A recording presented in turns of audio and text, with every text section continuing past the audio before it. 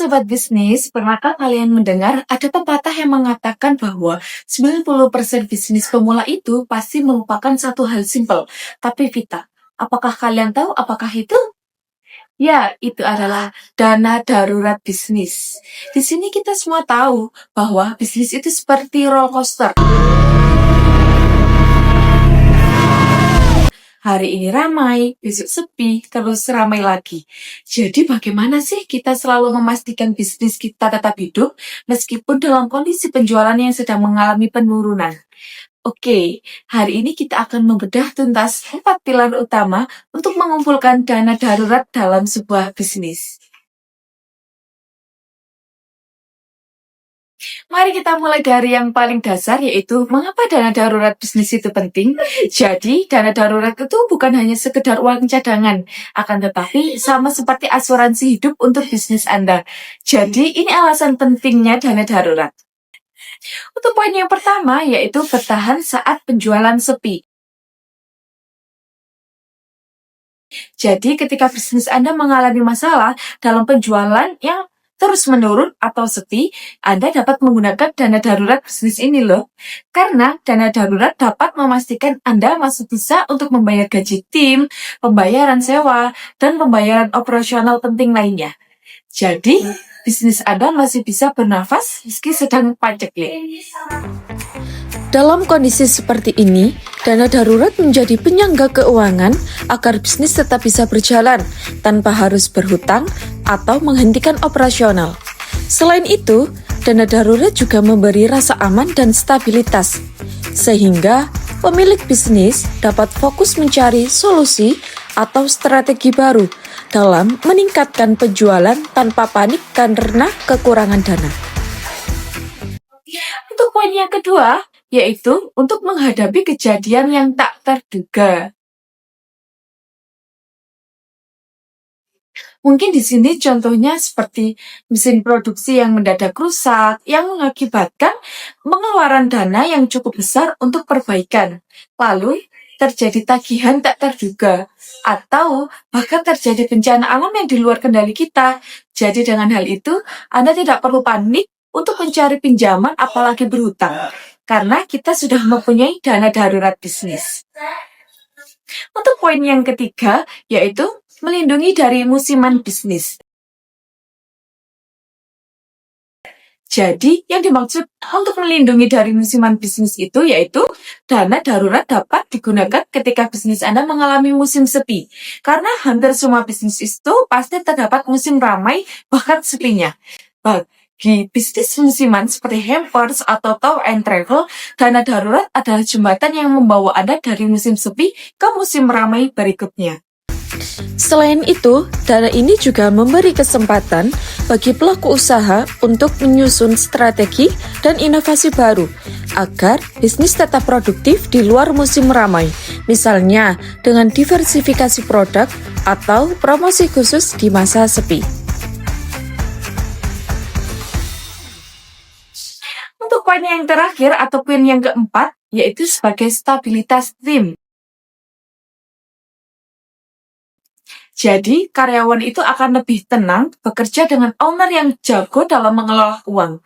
Rasa aman yang dirasakan oleh karyawan inilah yang dapat meningkatkan loyalitas dan produktivitas dalam sebuah bisnis. Karena mereka tahu risiko layoff mendadak lebih kecil.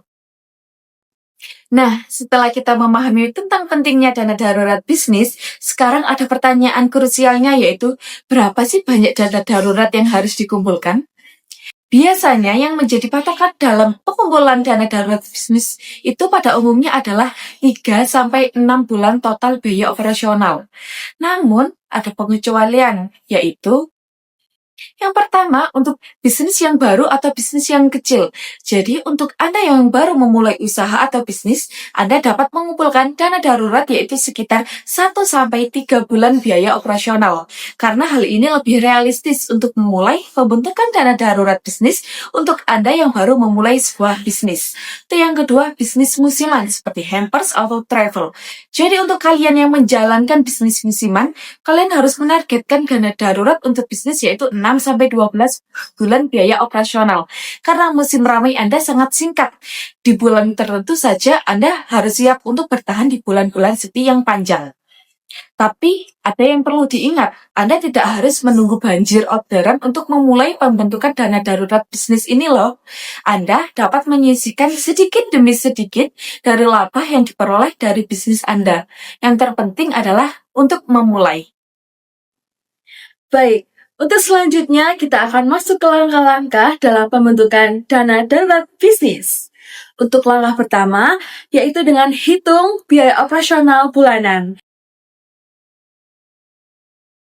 Jadi, di sini Anda akan menghitung berapa jumlah pemasukan dan pengeluaran bisnis Anda selama 1 bulan.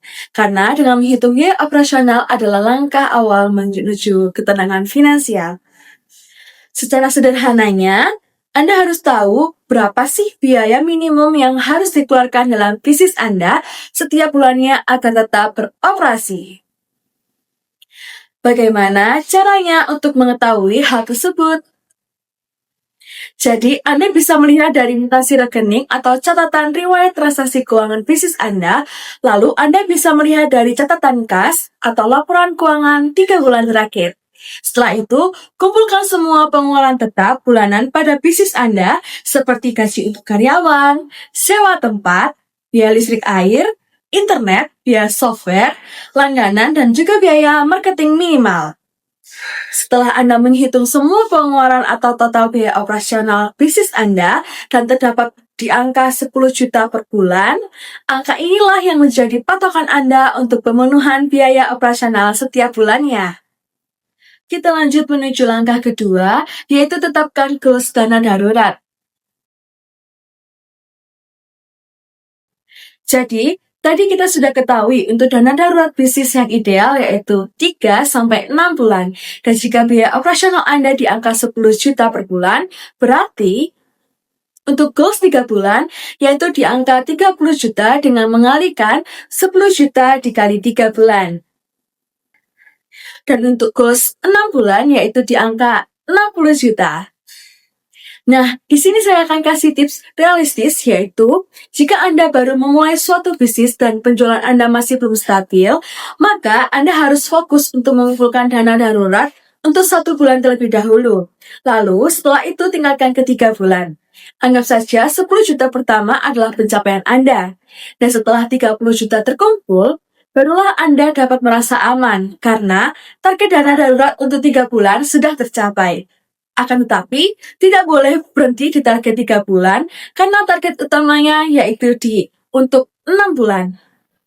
Nah, kalau Anda sudah punya angkanya dan mengetahui berapa dana darurat dalam bisnis Anda yang harus dibentuk, segera cek rekening. Apakah sudah ada uangnya?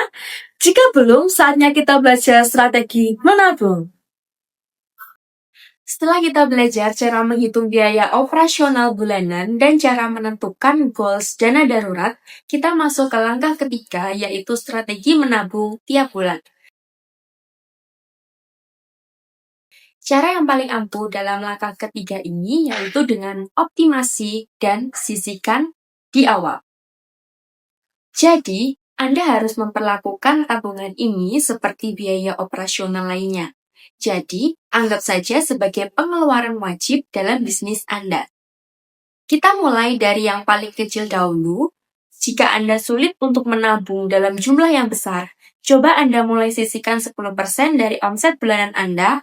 Jika Anda berhasil menyisihkan target tersebut bulan depan, coba mulai naikkan menjadi 15% dan seterusnya. Yang terpenting itu bukan banyaknya uang yang ditabung, akan tetapi kebiasaan menabung itu yang terbentuk.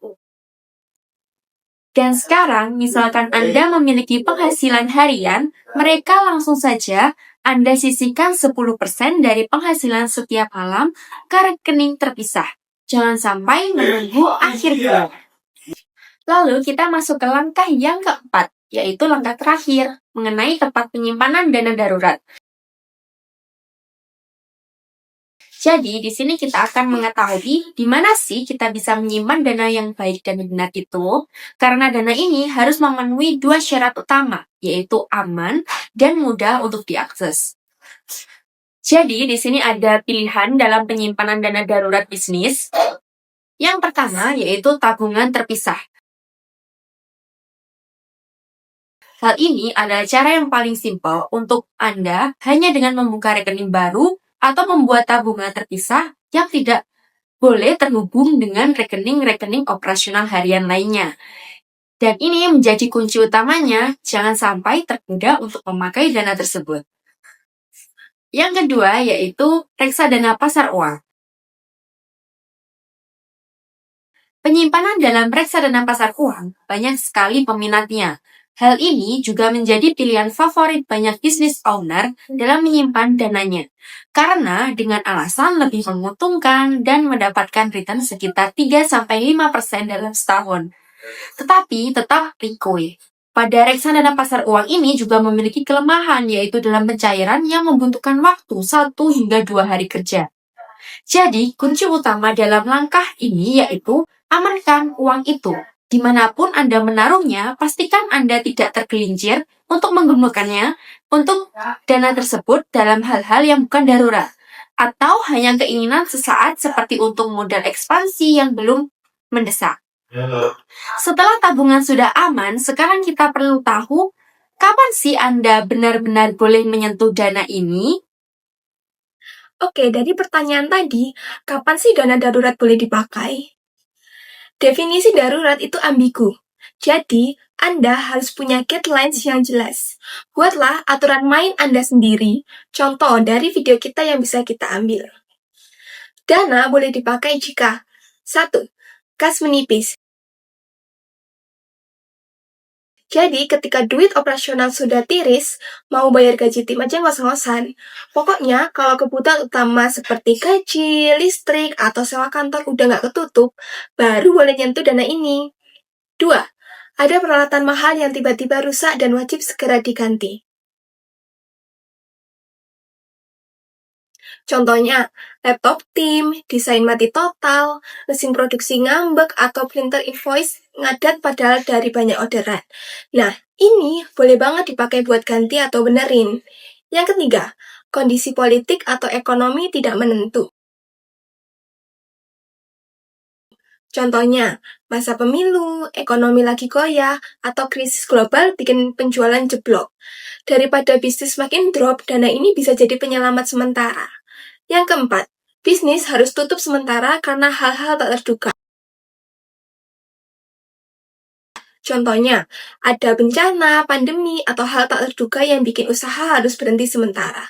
Nah, dana ini bisa bantu biar bisnis tetap bisa nafas. Kelima, harus membayar denda atau biaya hukum yang tak terduga. Kadang hal kayak gini datang nggak diundang, ya mau nggak mau harus diselesaikan biar nggak makin runyam. Dana darurat boleh dipakai buat nutup ini loh. Di sini, saya kasih tips emas yaitu wajib refill. Ketika Anda menggunakan darurat itu dalam batas wajar, dan memang itu tujuan dana darurat digunakan, dan ketika Anda mengambil dana darurat sebesar 5 juta untuk membayar kebutuhan yang mendesak, pastikan juga Anda harus punya rencana untuk mengembalikan uang 5 juta tersebut sesegera mungkin. Jangan sampai Anda membiarkan dana darurat bisnis Anda kosong. Segeralah isi ulang agar Anda siap menghadapi keadaan darurat berikutnya. Oke, penjelasan tentang dana darurat sudah benar-benar jelas bukan? Mulai dari mengetahui pentingnya dana darurat, langkah-langkah pembentukan, dan kapan sih dana darurat itu bisa digunakan. Karena dana darurat bisnis adalah safety net yang harus dimiliki setiap pembisnis. Tidak peduli seberapa kecil bisnis Anda. Mari kita mulai hari ini, hitung biaya, tentukan target, mulai menabung, tetapkan aturan pakai ya. Jangan lupa like dan subscribe untuk tips bisnis lainnya. Sampai jumpa!